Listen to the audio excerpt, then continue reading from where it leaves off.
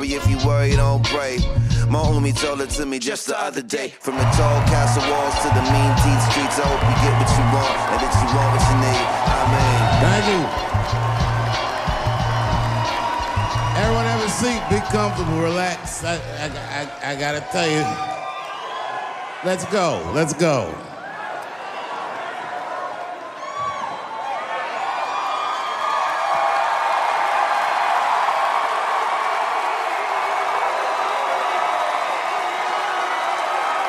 Thank you.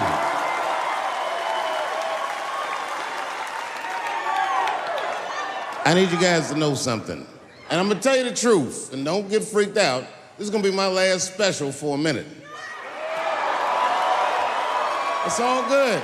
It's all good. Listen to me. I did it in Detroit for that reason. That's right. You wanna know why? Because I talked so much shit about Detroit in the first special, I figured I might as well do the last special here.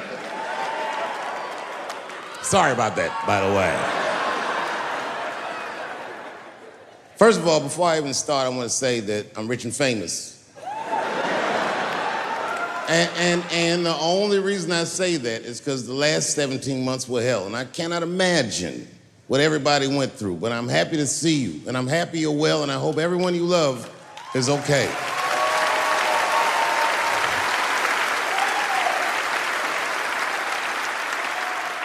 I don't want you to worry about me. I'm vaccinated. I got the Johnson & Johnson vaccine.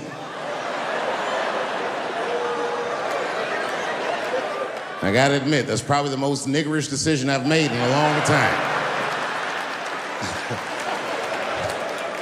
I walk in the doctor like, give me the third best option. I'll have what the homeless people are having.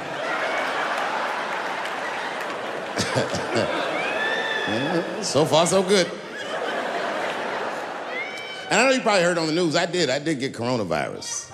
And it was something else. Like, okay, first of all, when the doctor told me I had coronavirus, I gotta tell you, I was surprised how it made me feel. I felt dirty. I felt gross. Because I'd been walking around Texas, just touching doorknobs and shit, hands all moist. Tipping niggas with cash. Here, take this to your family. I must have killed thousands of people just trying to get tonight's show together. So I hope you appreciate it, because a lot of niggas died for me to get this one off.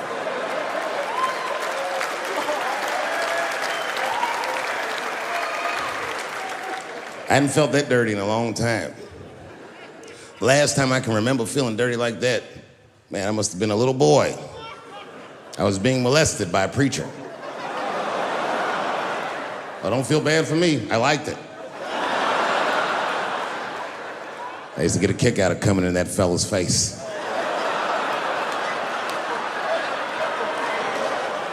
Well, he asked me to do it.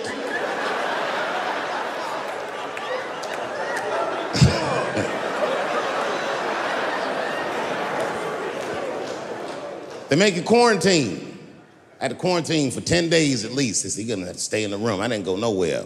And it started making me nuts, because I would just sit in the room and watch videos all day. Now, you know what I was watching? And I hate to say this, but there was a lot of videos, sadly, of black people beating up Asians for no reason. Oh, these attacks were unprovoked. I couldn't believe it. And I was sitting in the room watching this shit. It was stressing me out. I was stressed already, because the whole time when you get coronavirus, at least the first 5 days, you wait, see how sick you're gonna get. And it turns out, and this is true, I didn't get sick at all. Not a cough, not a booger, not a fever, nothing. Look at me. I am the Magic Johnson of coronavirus.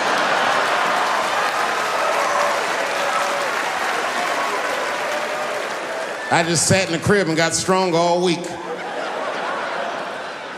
But I was stressed because I kept watching these videos of my beloved black people beating up my beloved Asian people and being so cruel. And the whole time I watched those videos, this is fucked up, but I couldn't help but feel like when I saw these brothers beating these Asians up. It's probably what's happening inside of my body.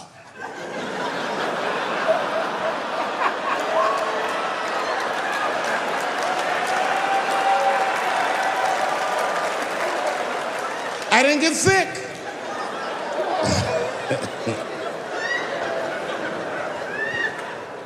I also saw a lot of videos of UFOs. I mean, what the fuck has been going on with that shit? These niggas are here. These UFOs keep coming to Earth, and it made me think of an idea for a movie. It sounds dumb, but hear me out. In my movie idea, we find out that these aliens are originally from Earth. That they're from an ancient civilization that achieved interstellar travel and left the Earth thousands of years ago. Some other planet they go to, and things go terrible for them in the other planet. So they come back to Earth and decide that they want to claim the Earth for their very own. It's a pretty good plot line, huh? I call it Space Jews.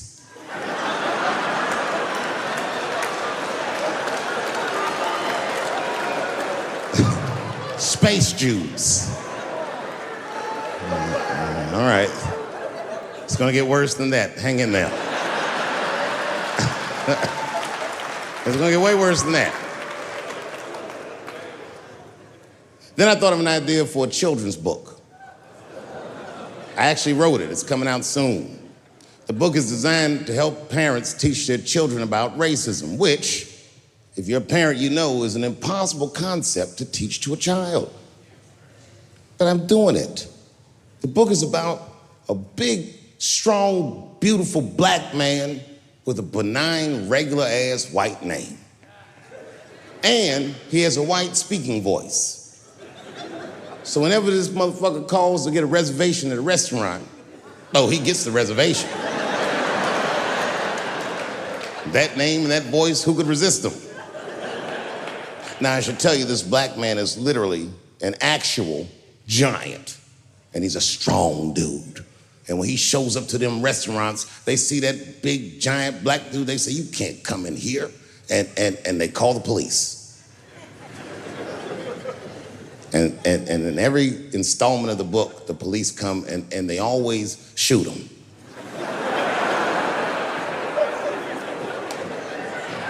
But remember, remember, this guy is a giant. These bullets don't kill him. They don't even hurt him. They just break his heart. It's called Clifford the Big Black Nigger. Anyone?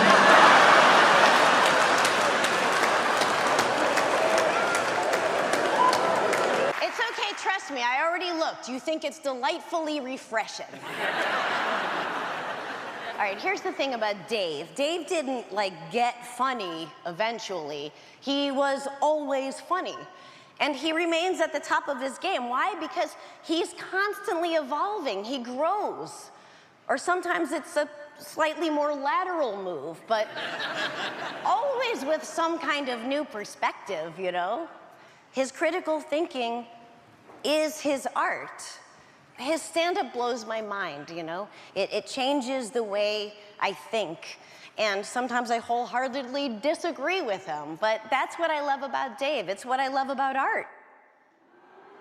The only way you know where the line is to cross it. And I think that what is life if nobody's crossing the line? Ladies and gentlemen, man the fuck up or you're not gonna make it through the end of this show. Just man the fuck up. Just because I'm dressed this way does not make me a whore.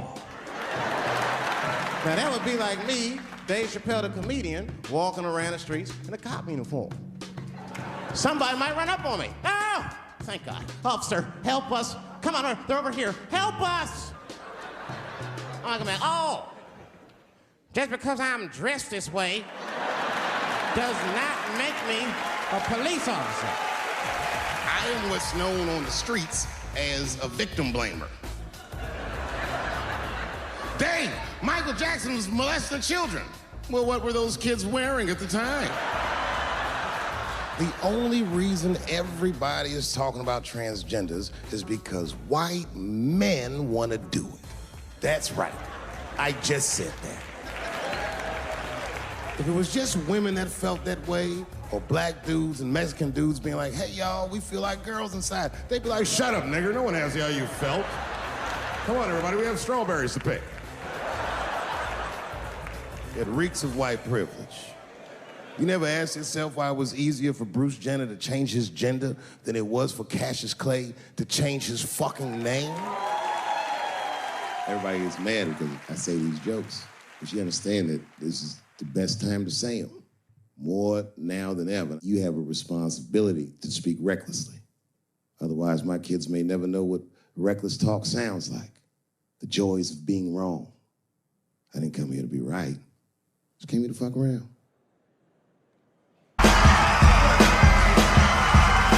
Thank you.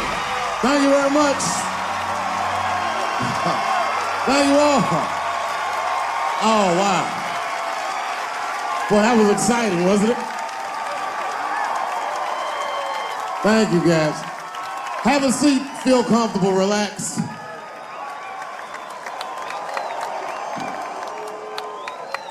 I want to thank everyone in LA for a wonderful week. It's been great here. You know what? It's been 10 years since the last time I played Los Angeles, if you can imagine. I know, I've been gone for a very long time. And unbeknownst to you, it was a difficult 10 years. I'm not gonna take you through all the agony I've been through, but it was tough. Some of it you might have seen.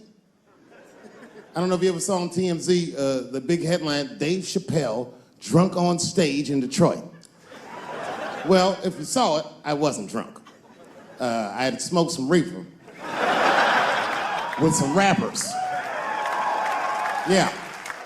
I don't know if you know anything about hanging out with rappers, but their weed is very strong. Stronger than what I was accustomed to. The article goes on to say I was booed off stage, which is also incorrect. I was booed. I did not leave. It was a long bump. It was a fucking nightmare. 2 puffs of weed, that's all it was. 2 puffs. I never had that happen. When I take 2 puffs of weed, I looked at the guy next to me, I was like, I'm gonna bomb, nigga, I can feel it. And that guy called my name, Dave Chappelle. Niggas was like, you know, normally when you do a comedy show, you guys don't know what it looks like up here, but niggas be looking up at you like. That's how the show started. Didn't take long for the faces to switch up, like, what the fuck? They started looking amongst themselves. So I knew I wasn't doing good. I don't remember what I was saying. It just took one person to break the ice. It's a black lady with a Ford Motor shirt on. She stood up suddenly. Fuck you, Dave Chappelle. I said, excuse me? She said, I worked all week for this shit, and this show sucks. And in a weird act of racial harmony, a conservative white guy stood up and backed her up. Yeah! The whole crowd band together and started chanting, we want our money back. We want our money back. I said, oh shit. I snapped out of it. Good people of Detroit, hear me. Hear me now. You will never get your fucking money back. Fuck that. I said, I'm like Evel Knievel. I get paid for the attempt. I didn't promise this shit would be good. Boo, they said, fuck you.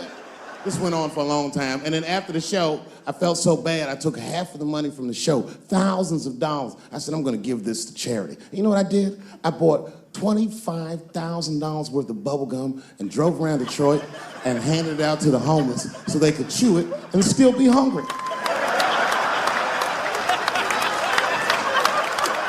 I was very mad at Detroit that night.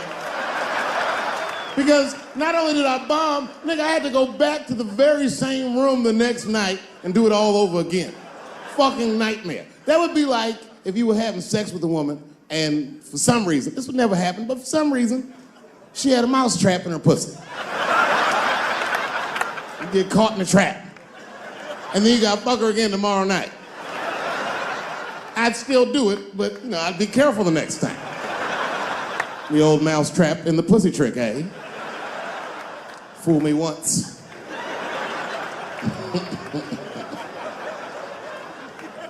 Yeah, it was a tough time.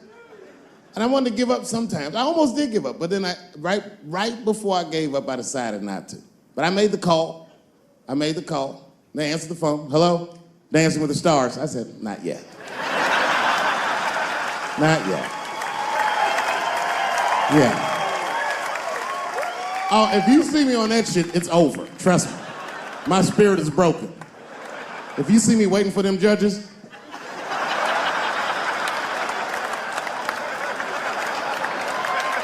getting critiqued on my cha-cha, fuck that.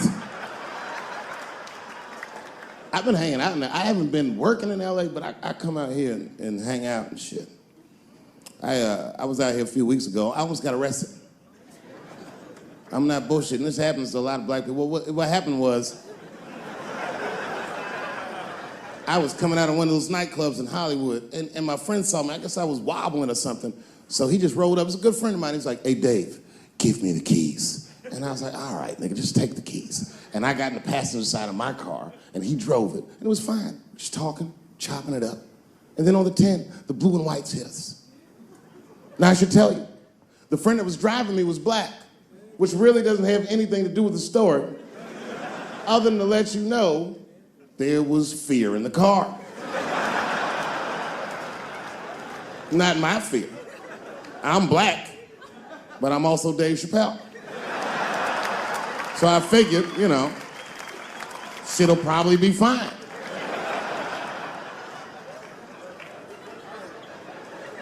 Traffic stop started off on the right foot. Cops came up to the driver's side. Hi, how you guys doing? And he recognized me immediately. Oh, Dave Chappelle. And I looked at my friend like, we getting out of this shit.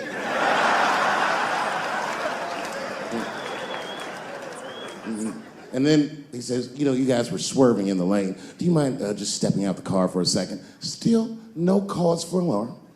I looked through the rearview mirror. The body language of the arrest looked good. He was talking.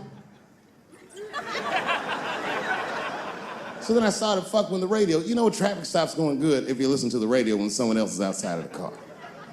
But then when I looked back in the rearview mirror, something had gone horribly wrong. That motherfucker's back there like. And the next thing I knew, they were stuffing him in the back of the car. And I thought, when anybody would think of a situation like that, oh my God, what is gonna happen to me?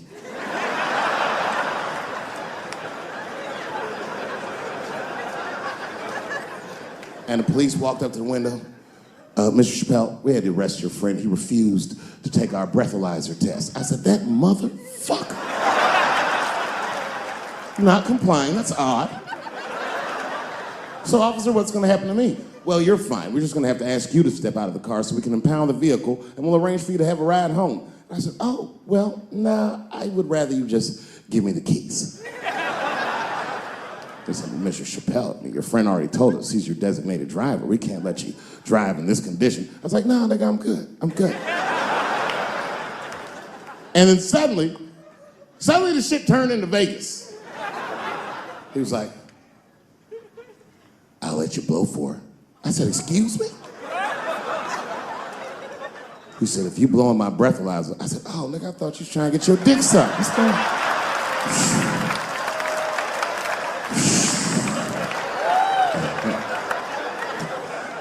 If you blow in my breathalyzer and pass, I'll give you the keys to the car. I said, Set him up, nigga, let's play. And I blew in that thing, and it made a noise. I said, uh-oh. And he looked at it and he said, oh, well, Mr. Chappelle, I guess you're free to go. I said, I am. I didn't know that thing didn't pick up weed. I drove home on the 10, 30 miles an hour. Yeah, no, it all worked out. It all worked out. I'm one of the lucky ones. It doesn't work out that well for everybody. I saw that videotape of that lady that got beat up in LA in the traffic. You see that shit on rush hour traffic? They beat a black woman's ass. This woman didn't even do anything wrong. It's fucked up. It was so fucked up it didn't even go to court. The city of LA just gave that woman $1.5 million for her pain and suffering. That is not bad, considering that's the same amount of money that Marcos Maidana made to fight Floyd Mayweather the second time. And this woman obviously hasn't trained a day in her life. You can see it on the tape. She didn't come to fight. Her guards were low. She was taking a lot of shots.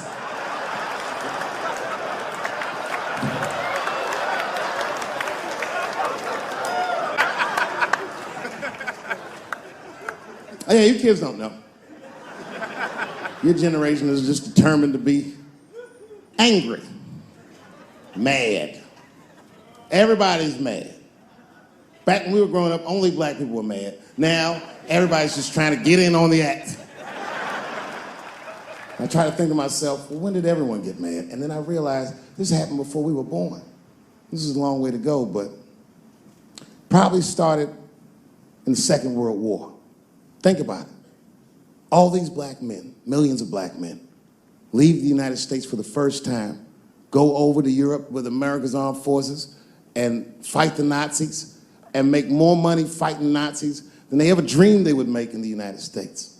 And a lot of those men, while they were in Europe, just to be real, not to be crass, a lot of them probably got their dick sucked by white women. I'm sorry, ladies and gentlemen, this was World War II Europe, and these were desperate times, and penises were being sucked for shoelaces and chocolate and very frivolous things. And it's very hard to come back to America and sit on the back of the bus after you've been in the south of France getting your dick sucked for a Crunch bar or some crazy shit like that. That's a life-changing experience.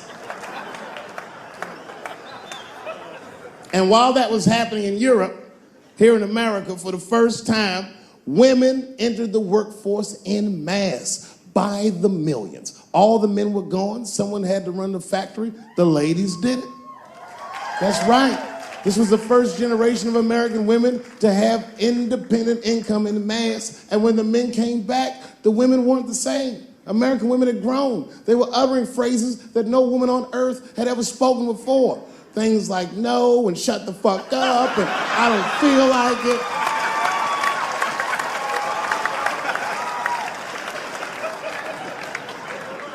And then behind the scenes of that, there was a little known government agency that started testing mind-controlled drugs on the American public. They fucked up. They tested it for 12 years. They didn't realize these drugs were not mind-controlling. They were mind-expanding. It was LSD and mescaline and shit like that. And for the first time, there was a new school of thought that was chemically induced that made people question the very society they lived in. By 1960, the President of the United States was only 42 years old. Can you imagine? DMX is older than that. And he was going to usher in a new era of peace. He was going to avoid the Cold War. He was going to end segregation. And they blew his fucking brains out in front of everyone in Dallas. This country was never the same. There were 7 more major assassinations in the 60s. Anyone that stood up and said anything was shot down the streets like a fucking dog. Kennedy, King, X, Evers, on and on. You didn't even have to be famous. You could be a college student at Kent State or in Mississippi protesting the Vietnam War, and they shot them too. The 70s were a wild era, and while all this was going on, Bill Cosby raped 54 people. Holy shit, that's a lot of rapes, man. This guy's putting up real numbers. He's like the Steph Curry of rape. Man, that's a lot of rapes. 54. If he had raped 30 less people, that's still 24 rapes. Don't forget, each one of these rapes has 8 hours of sleep in it.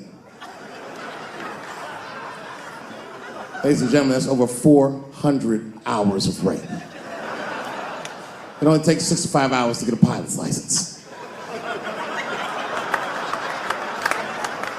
If rapes were aircrafts, this nigga's Top Gun for sure.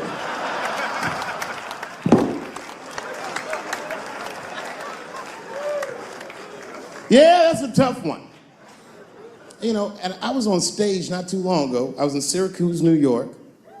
Yeah, well, yeah, for Syracuse, but the show didn't go so good. All because I was talking about Bill Cosby a little bit. Not a little bit, I'll be honest. Talked about him for like maybe 25 minutes. And a woman stood up in the back of the room and she screamed out, "You are a fucking asshole for saying these things." I know. Instantly, I felt, like bad. Not bad about what I was saying. I just felt bad, like, oh, that's too bad she doesn't like the show. I didn't realize it at first. But not only did she say that, she was rushing the stage. By the time I saw her, I just saw this shadowy figure fucking charging up the aisle towards me in full fight mode. I was horrified. I said, oh my God. I'm gonna kick this bitch in the face.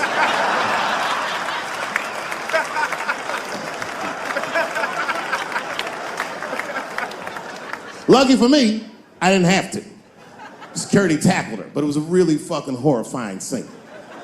Scuffle ensued, and then, finally, she screamed out to me, "Women suffer." I said, I know. And ladies, I need you to know that I know. I need you to know, seriously, there's a lot of men in this room that identify themselves as feminists. I would include myself in that. Don't ever forget, we all have mothers and daughters and sisters and wives, and we want to see all these women do well and not be held back by the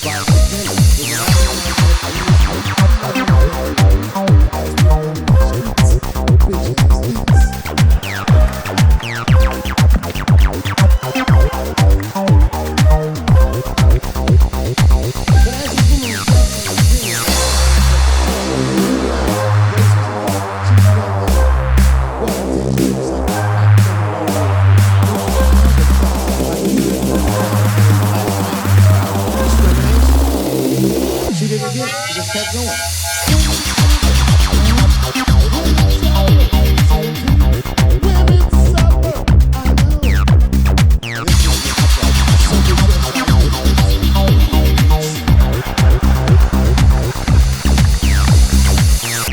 You suffer, yes, but I like you. I like that. You're supposed to suffer, you're suffering. What's the difference? Come on, why are you doing that?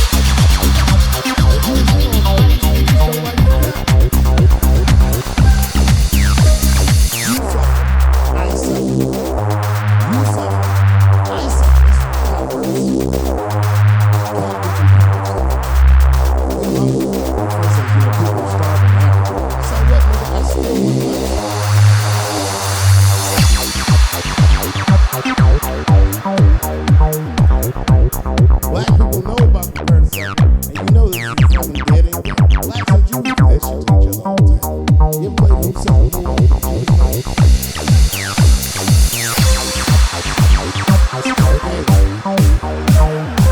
Whenever you got the Jews, don't tell me the fucking idea, don't forget about it.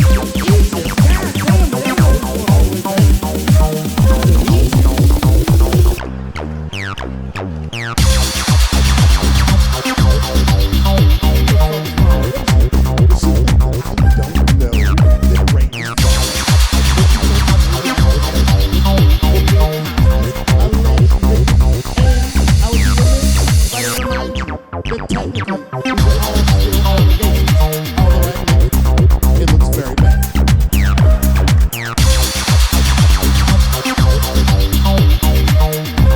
Perhaps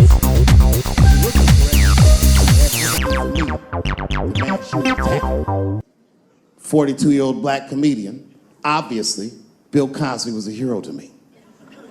And she doesn't know what it feels like to think that your hero might have done something so heinous. My God, you can't imagine. It'd be as if you heard that chocolate ice cream itself had raped 54 people.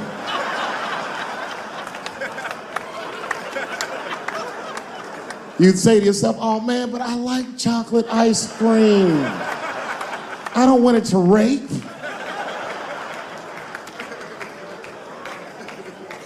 Didn't want to believe it.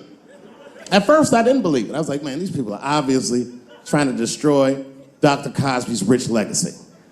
Even 34 allegations into it, I was still like, man, probably only raped 10 or 11 of those people. I know, but it's really tough. You know, you guys are young, so imagine if you found out 40 years from now that Kevin Hart raped 54 people. You'd be like, oh. The only one that would believe that would be Cat Williams. He'd be like, I knew that motherfucker was up to something. I knew Kevin raped something. That's fuck. You know, I was mad at Kevin too, though. You know why? Okay, first of all, I didn't even know Kevin was as successful as he was. I found that shit out the hard way. I was at home and my son busted and he said, Dad, I need $250. He's only 12 years old, so I freaked out. What's going on, nigga? Somebody trying to kill you?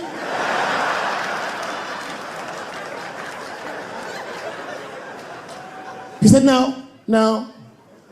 Kevin Hart's coming to town and I wanted to see his show. I said, well, how much are the tickets? He said, they're $125. I said, God damn, mine are only $80. I said, well, why do you need $250 then? He goes, because I want to go with you, Dad, please. And there it is. So I took him to the show. And we sit right up front, the lights go down, and one opening act after another goes on. Then Kevin takes the stage, crowd goes fucking nuts. Thousands of people. I was furious.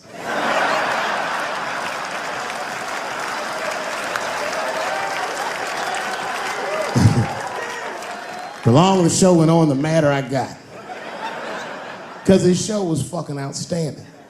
It was maddening. These people were fucking holding their stomachs. My son was slapping his knee. I'm like, oh, nigga, I do this too.